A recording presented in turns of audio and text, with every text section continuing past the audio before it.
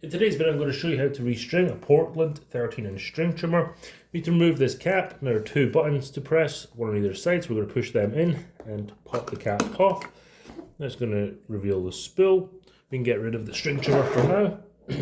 Now we're going to take our fresh 0.065 string line and thread it onto this spool.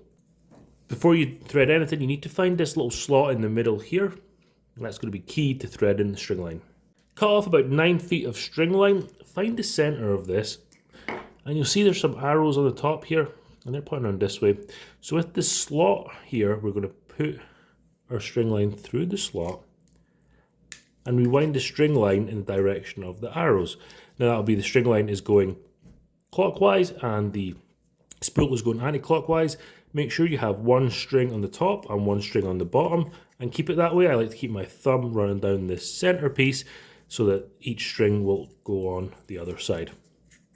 Rewound the string on, and these little clips here are going to be your best friend. Do not ignore them.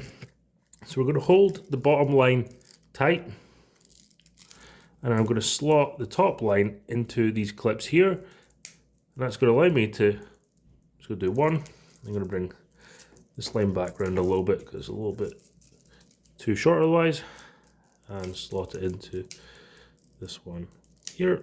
I'm going to bring in our weed eater, and we're going to thread these through the holes this way. Get this one out. Then we'll put this one through this hole, pull it through, and slot it on. Like that. Take our cap and put our cap back on.